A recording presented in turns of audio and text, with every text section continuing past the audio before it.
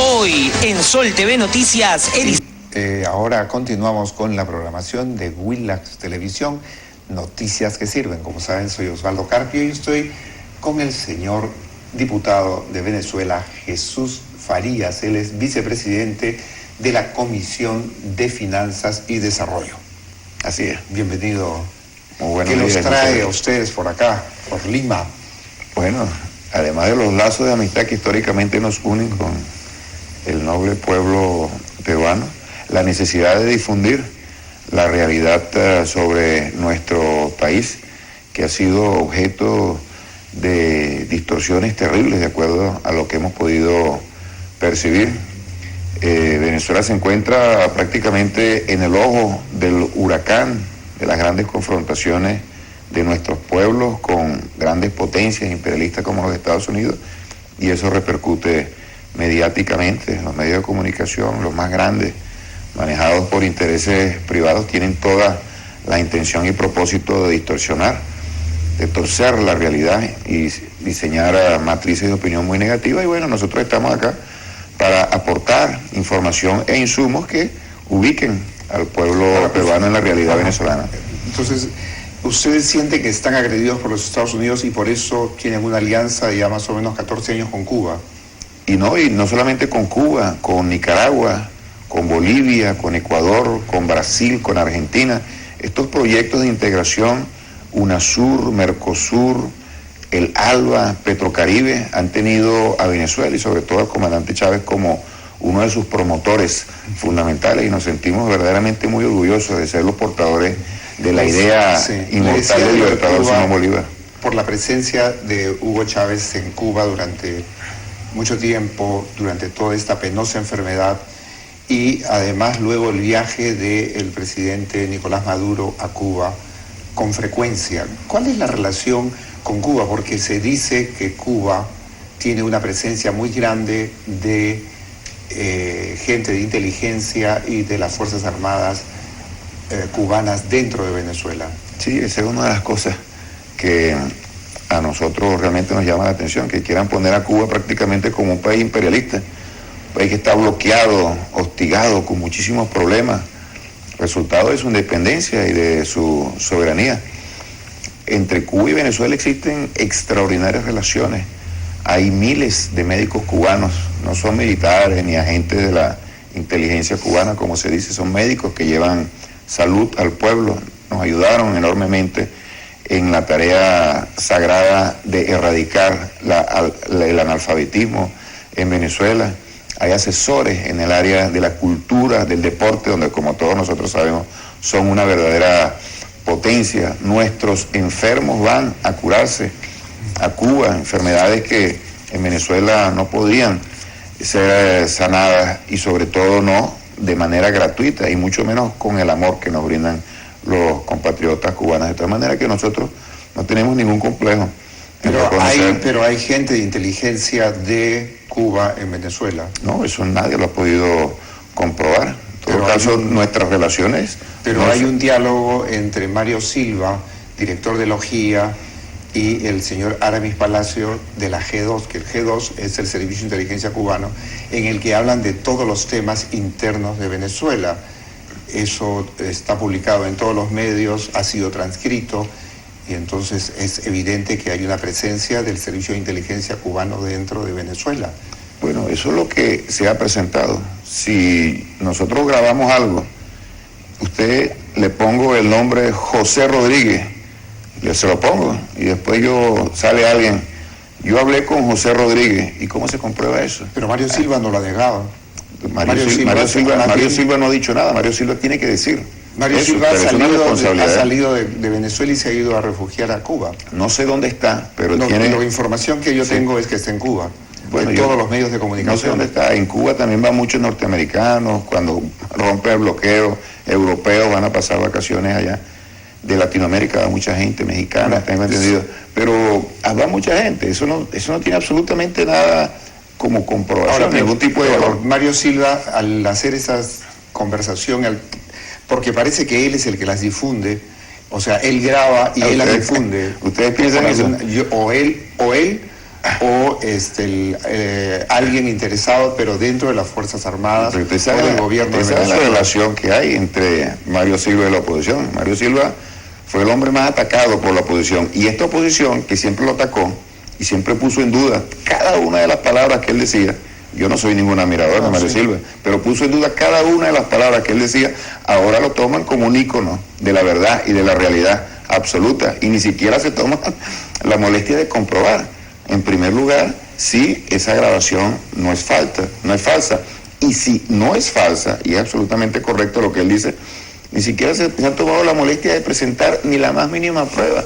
Pero todo el conjunto de lo que te da disparate que han presentado la documentación a la Fiscalía para que se investigue. No, lo que han presentado es la grabación. Sí, claro. Pero la grabación no dice por absolutamente nada. Yo puedo decir acá... No, sí dice, por ejemplo, que dice Silva, y lo dice también el jefe del Servicio de Inteligencia cubano, que Nicolás Maduro no era la persona preparada para estar presidente y que quien debía haberlo sido era Diosdado Cabello, pero que Diosdado Cabello estaba interesado más bien en el control del poder desde las Fuerzas Armadas y que le cedía el poder a Nicolás Maduro. Ustedes, que son diputados de Venezuela, tienen que estar enterados, porque si no están enterados... Yo pienso que el que no escuchó bien la grabación fue usted, porque dice absolutamente lo contrario, pero usted asume que es el jefe de la inteligencia cubana. Yo le estoy diciendo que no hay ni la más mínima noción de que ese señor sea el jefe de la inteligencia cubana. Eso es lo que se dice, y ni siquiera lo dice al que le toman la grabación, lo dice la oposición.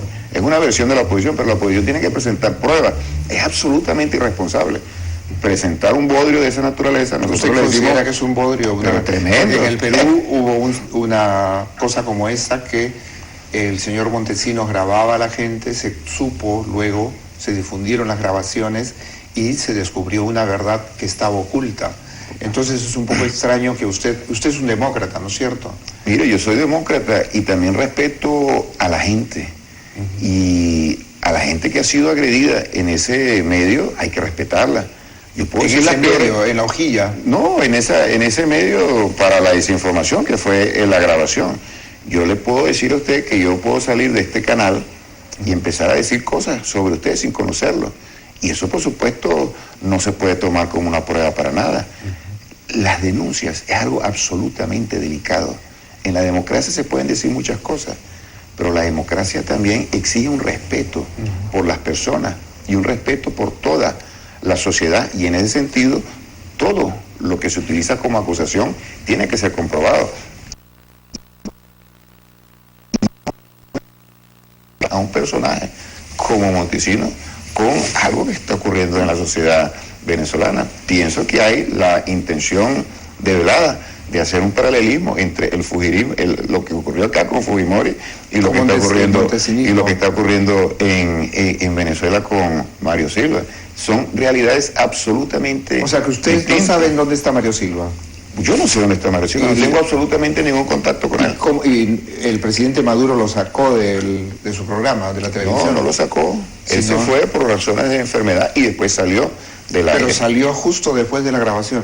Y después justo de que revelara que estaba enfermo y estaba quejado de salud. Independientemente de los motivos que lo hayan llevado fuera del canal, él tendrá que responder. Ahora, por lo que ha dicho, en el caso de que se ahora él dice ahí que voz. Diosdado Cabello tiene un enorme poder y que le interesa manejar las empresas de Venezuela, que ese es el interés, controlar el poder, porque Diosdado Cabello no es un hombre proclive a Cuba, como Nicolás Maduro. Lo que sostiene es que Nicolás Maduro es un hombre formado en Cuba y que es muy amigo de Fidel y Raúl Castro, a diferencia de Diosdado Cabello, que sería de una posición distinta. Tú sabes que la gente se pone muchas veces a fantasear, y yo le atribuyo eso al señor Mario Silva, que empezó a fantasear, si es que es esa su voz, y comenzó a decir un poco de cosas. En todo caso, Diosdado Cabello ha dicho que todos tienen derecho a opinar, y él ha dado su opinión, y su opinión se respeta, pero si él piensa hacer una denuncia con eso, o los que piensan hacer una denuncia con eso, tienen que comprobarlo. Yo no voy a decir, por ejemplo, de otra persona que es un delincuente terrible y además consume droga y trafica con droga. Libremente no lo puedo decir, si no tengo alguna forma de comprobarlo. En Venezuela, la inmensa mayoría del pueblo venezolano son amigos de Cuba. y muchos, por miles, han ido a Cuba y se han ido a formar en las escuelas de medicina y se han ido a formar. ¿Usted es simpatizante de Fidel Castro Por y de Raúl? supuesto. Consideramos que Fidel Castro es una de las figuras fundamentales de las luchas por la libertad de nuestros pueblos, una verdadera una referencia moral. Ajá. ¿Usted es marxista-leninista? Sí, cómo no. Usted sabe que los regímenes comunistas son considerados en el mundo como regímenes totalitarios, igual que los nazis y que los fascistas. Yo viví, no me lo tiene que contar, yo viví en Alemania. Yo viví en la República Democrática Alemana. Y a mí no me tienen que contar nada de lo que ocurrió allí. Eso que se dice de ese país es una verdad del tamaño del sol que nos alumbra en este momento. Eso es lo que se dice, pero ¿quién lo dice? Los Estados Unidos lo dicen. ¿Qué ha hecho los Estados Unidos? Han sembrado la guerra a lo largo de todo el planeta. Está en una profundísima crisis. Está hundiendo al planeta en una situación de destrucción de la naturaleza que atenta en contra de la especie humana. Eso es lo que dicen, que los otros regímenes son absolutistas. Ahora, si usted es marxista-leninista, entonces está de acuerdo con la dictadura del proletariado. La tesis de Lenin es que en la revolución democrática que hubo en febrero de 1917 era una revolución burguesa y que había que hacer una revolución proletaria e instaurar la dictadura del proletariado en octubre del 17. Entonces hace una insurrección, toma el poder y se instaura un régimen que dura hasta el año 90. Usted también sabe cómo definió Lenin la dictadura del proletariado. Usted lo sabe, en la dictadura del proletariado es el régimen más democrático porque el proletariado es la clase más numerosa en el capitalismo y esa clase por primera vez asume el poder para ejercerlo en función de sus intereses. ¿Y qué dice Lenin? Así como utiliza la dictadura del proletariado, utiliza el término la dictadura de la burguesía para entonces describir la burguesía en su régimen liberal. Nosotros hemos utilizado el concepto de democracia popular. Por primera vez en la historia de la humanidad hay un sistema que es el socialismo, en el cual las masas populares asumen el poder, lo desarrollan en función de... Por primera vez en la historia de la humanidad. Eso es lo que nosotros llamamos democracia popular. Ahora, el pueblo organizándose. Ahora, ¿es democracia popular que, por ejemplo, en Cuba no existan elecciones, que el poder se herede, Fidel Castro esté en el poder desde el año 1959 y se lo deja a su hermano? O sea, el poder comunista es un ahí poder hay elecciones. Es hereditario. Ahí hay elecciones. Ahí hay elecciones populares. Por la base, eligen un parlamento con una participación muy importante. No sé cuántos participan acá en las elecciones en Perú, pero en todo caso hay una realidad muy específica en Cuba y los cubanos se saben defender muy bien. Han quedado solitos, periodo especial, y no lo pudieron tumbar con guerra, pero permíteme que le conteste. Con una guerra terrible a la que fueron sometidas, guerras bacteriológicas, guerra económica, guerra financiera, y no los han podido derrocar. Algo de bueno debe haber en Cuba, que después de tantos años y con tantos problemas que han ocurrido, ellos siguen gobernando allá. Y hay avances que son innegables en el tema de la salud, en el tema de en el tema de la educación, en el tema del deporte, en el tema de la cultura. Tienen cientos, miles de médicos regados por todo el planeta, dándole salud. Pero justo en el tema de la salud fallaron con Chávez. En el tema de la salud fallaron con Hugo Chávez. Mira, no fallaron ellos. Hay una situación muy delicada que yo no quisiera tratar en estos términos. Claro. Hay una tragedia. Nosotros vivimos una tragedia. Usted sabe muy bien que hay enfermedades que no se pueden curar, ni siquiera con los mayores adelantos de las ciencias médicas. Pero les voy a decir una cosa. Hay estadounidenses que se van a curar a Cuba. Hay europeos que van a Cuba a curarse. Y ahí no solamente encuentran medicina de la mayor calidad y de mayor desarrollo, sino también encuentran amor. Es decir, la medicina no se ha mercantilizado. En mi país tuvieron que ir decenas de miles de médicos cubanos precisamente a dar salud, porque los médicos venezolanos, de acuerdo a una cultura, la cultura del capitalismo, utilizan la medicina como un negocio. Y ahí están los médicos cubanos haciendo un sacrificio extraordinario, metidos, viviendo bajo las peores condiciones en las cuales nos dejaron a nosotros del país, condiciones de pobreza, de depauperación, dándole amor y salud a un pueblo.